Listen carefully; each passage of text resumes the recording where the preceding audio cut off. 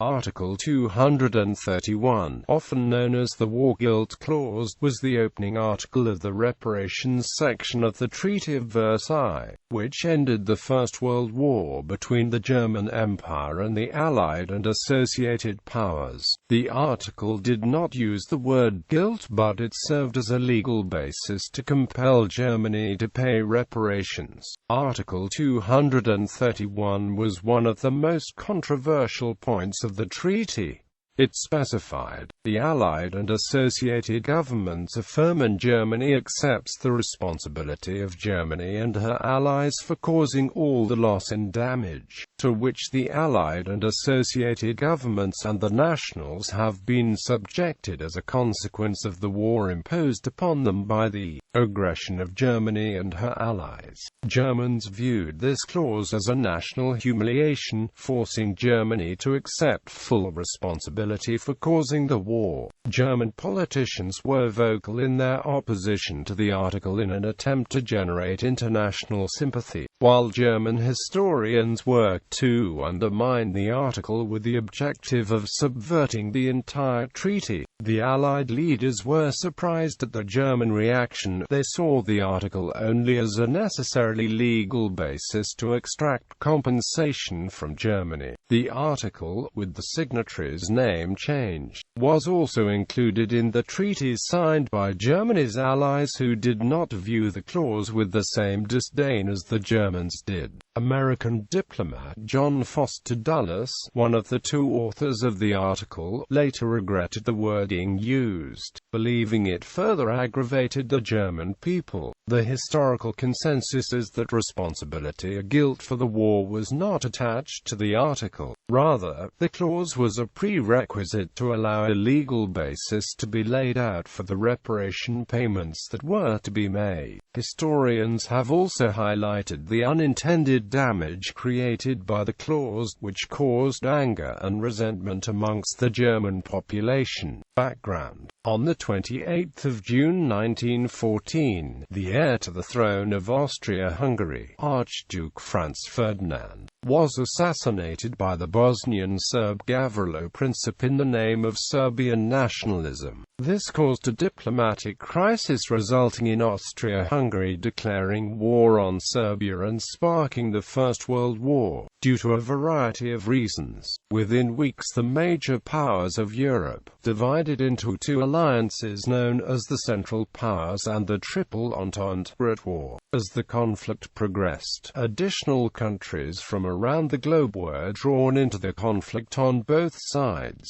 Fighting would rage across Europe, the Middle East, Africa, and Asia for the next 4 years. On the 8th of January 1918, United States President Woodrow Wilson issued a statement that became known as the 14 Points. In part, this speech called for Germany to withdraw from the territory it had occupied, for the creation of a Polish state, the redrawing of Europe's borders along ethnic lines, and the formation of a League of Nations. During the autumn of 1918, the Central Powers began to collapse. The German military was decisively defeated on the Western Front, while on the home front the Navy mutinied, prompting uprisings in Germany, which became known as the German Revolution. The German government attempted to obtain a peace settlement based on the 14 Points, and maintained it was on this basis that they surrendered. Following negotiations, the Allied powers and Germany signed an armistice,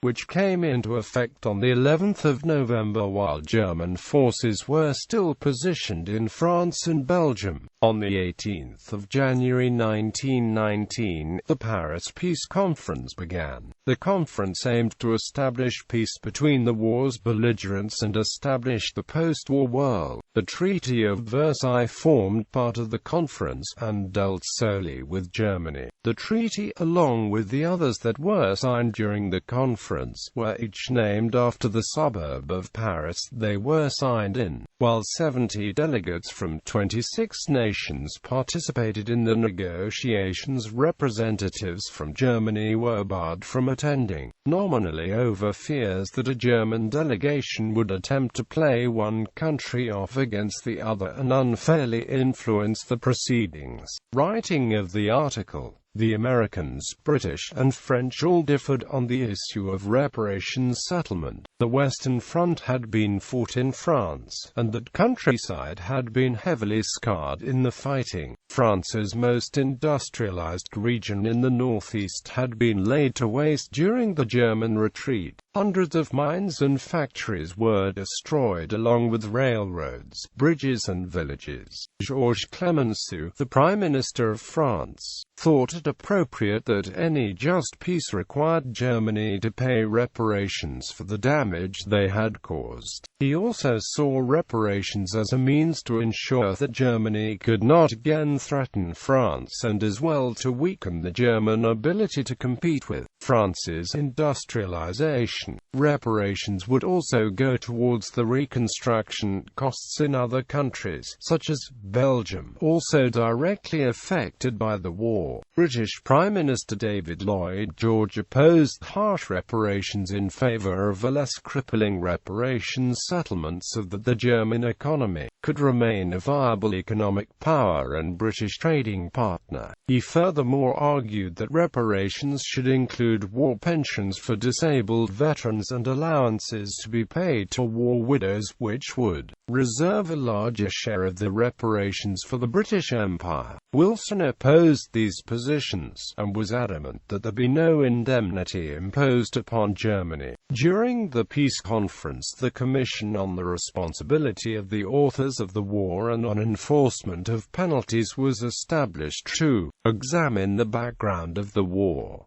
The Commission reasoned that the war was premeditated by the Central Powers, and was the result of acts deliberately committed to make it unavoidable, concluding that Germany and Austria-Hungary had deliberately worked to defeat all the many conciliatory proposals made by the Entente Powers and the repeated efforts to avoid war. Quote, "This conclusion was duly incorporated into the Treaty of Versailles, led by Clemenceau and Lloyd George, who were both insistent on the inclusion of an unequivocal statement of Germany's total liability. This left Wilson at odds with the other leaders of the conference. Instead, he proposed a repetition of the note sent by United States Secretary of State Robert Lansing to the German government on the 5th of November 1918. Stating that the Allied governments understand that compensation will be made by Germany for all damage done to the civilian population of the Allies and the property by the aggression of Germany. The actual wording of the article was chosen by American diplomats Norman Davis and John Foster Dulles. Davis and Dulles produced a compromise between the Anglo-French and American positions, wording Article 231 and 232 to reflect that Germany should morally pay for all war costs, but, because it could not possibly afford this, would be asked only to pay for civilian damages. Article 231, in which Germany accepted the responsibility of Germany and its allies for the damages resulting from the First World War, therefore served as a legal basis for the articles following it within the reparations chapter, obliging Germany to pay compensation limited to civilian damages. Similar clauses, with slight modification in wording, were present in the peace treaties signed by the other members of the Central Powers. Reaction: German interpretation. Foreign Minister Count Ulrich von Brockdorff-Ranzer, who headed the 180-strong German peace delegation. They departed Berlin on the 18th of April 1919, anticipating that the peace talks would soon start and that they and the Allied powers would negotiate a settlement. Earlier, in February of that year, Brockdorff-Ranzer, who had informed the Weimar National Assembly that Germany would have to pay reparations for the devastation caused by the war, but would not pay for actual war costs, The German government had also taken the position that it would be inadvisable to elevate the question of war guilt.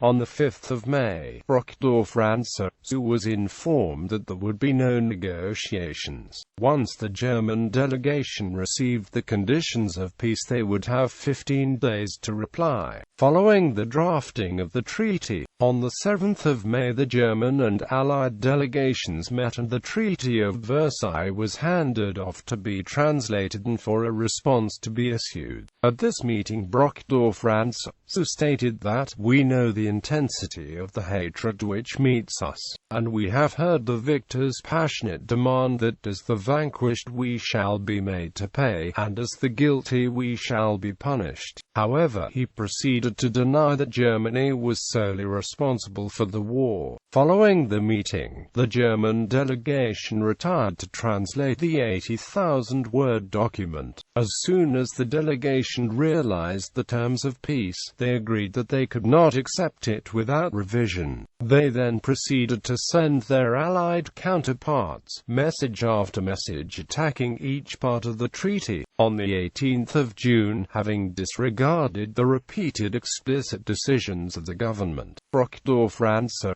declared that Article 231 would have Germany accept full responsibility for the war by force. Max Weber, an advisor with the German delegation, agreed with Brockdorff-Rantzau, also challenging the Allies over the issue of war guilt. He preferred to reject the treaty than submit to what he called a rotten peace. On the 16th of June, the Allied powers demanded that Germany unconditionally sign the treaty within 7 days or face the resumption of hostilities. The German government was divided on whether to sign or reject the peace treaty. On the 19th of June, Chancellor Philipp Scheidemann resigned rather than sign the treaty and was followed by Brockdorff-Rantzau and other members of the government, leaving Germany without a cabinet or peace delegation. After being advised by Field Marshal Paul von Hindenburg that Germany was in no condition to resume the war, President Friedrich Ebert and the new Chancellor, Gustav Bauer, recommended that the Weimar National Assembly ratify the treaty. The Assembly did so by a large majority, and Clemenceau was informed 19 minutes before the deadline expired. Germany unconditionally signed the peace treaty on the 22nd of June. Initially, Article 231 was not correctly translated. Rather than stating, Germany accepts responsibility of Germany and her allies causing all the loss and damage, the German government's edition read, Germany admits it that Germany and her allies, as authors of the war, are responsible for all losses and damages. Germans felt that they, the country, had signed away her honor, and there was a prevailing belief of humiliation as the article was seen, overall, as an injustice. Historian Wolfgang Mommsen commented that despite the public outrage, German government officials were aware that Germany's position on this matter was not nearly so favorable as the imperial government had led the German public to believe during the war. Allied opinion on Article. The Allied delegation initially thought Article 231 to be a mundane addition to the treaty intended to limit German liability with regard to reparations, and were surprised at the vehemence of the German protests. Georges Clemenceau rebuffed Brockdorff-Rantzau's allegations, arguing that the legal interpretation was the correct one, and not a matter of political question. Lloyd George commented that the English public, like the French public, thinks the Germans must above all acknowledge their obligation to compensate us for all the consequences of their aggression. When this is done, we come to the question of Germany's capacity to pay. We all think she will be unable to pay more than this document requires of her. Prior to the American entry into the war, Woodrow Wilson called for a peace of reconciliation with Germany, what he dubbed a peace without victory. His wartime speeches, however, rejected these earlier notions and he took an increasingly belligerent stance towards Germany. Following the war, on 4 September 1919, during his public campaign to rally American support for the Treaty of Versailles, Wilson commented that the treaty seeks to punish one of the greatest wrongs ever done in history, the wrong which Germany sought to do to the world and to civilization, and there ought to be no weak purpose with regard to the application of the punishment. She attempted an intolerable thing, and she must be made to pay for the attempt. Regardless of the rhetoric, the American position was to create a balanced treaty that would appease everyone. Gordon Auchincloss, secretary to Edward M. House, sent a copy of the clause to the State Department and stated, "You'll note that the President's principles have been protected in this clause." Historian William K. Law commented that initially both United States diplomats believed that they had devised a brilliant solution to the reparation dilemma, appeasing both the British and French, as well as Allied public opinion, irrespective of the fact that Allied leaders were aware of concerns surrounding German willingness to pay reparations and the disappointment that could follow.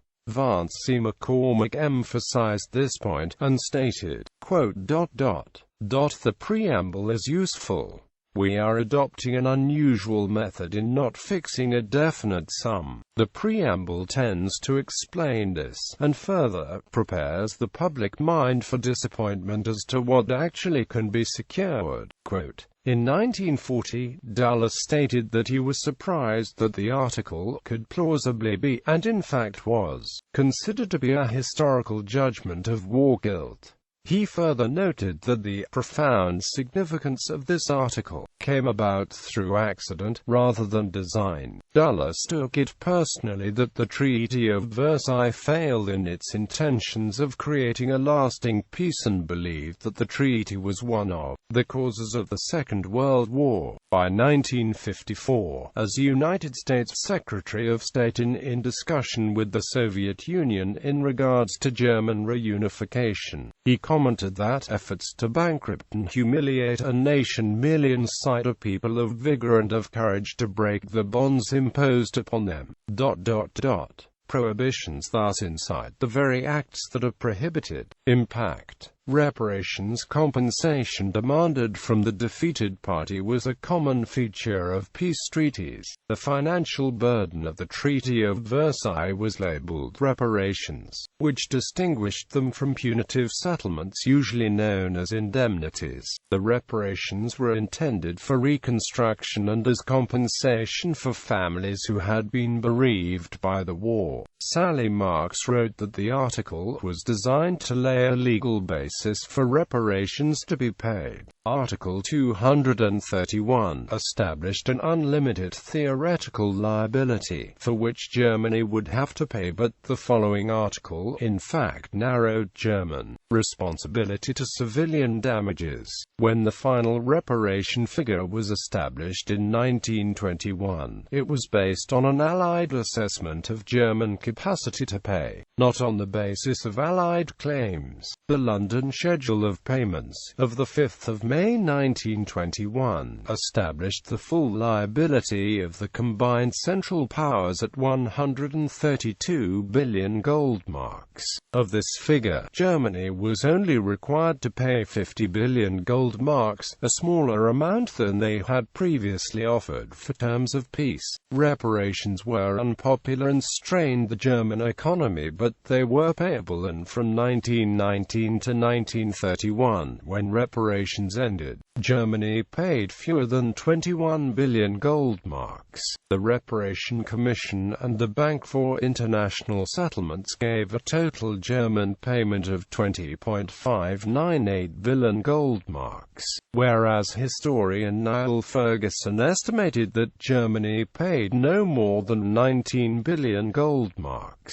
Ferguson also wrote that this sum was only 2.4% of German national income. income between 1919 and 1932, while Stephen Schuker places the figure at an average of 2% of national income between 1919 and 1931, in cash and kind, making a total transfer equal to 5.3% of national income for the period. Gerhard Weinberg wrote that reparations were paid, towns were rebuilt, orchards replanted, mines reopened and pensions paid, but the burden of repairs was shifted from the German economy to the damaged economies of the victors. Effects on German political opinion and revisionism. Domestic German opposition to Article 231 has been held to have created a psychological and political burden on the post-war Weimar Republic. German politicians seeking international sympathy would use the article for its propaganda value, convincing many who had not read the treaties that the article implied full war guilt. German revisionist historians who subsequently attempted to ignore the validity of the clause found a ready audience among revisionist writers in France, Britain, and the United States. The objective of both the politicians and historians was to prove that Germany was not solely guilty for causing the war. If that guilt could be disproved, the legal requirement to pay reparations would disappear. This subject, the question of Germany's guilt, became a major theme of Adolf Hitler's political career. United States Senator Henrik Shipstead argued that the failure to revise the article became a factor in Hitler's rise to power, a view held by some historians, such as Tony Ryer and John Wright, who wrote that the harshness of the war guilt clause and the reparations demands made it easier for Hitler to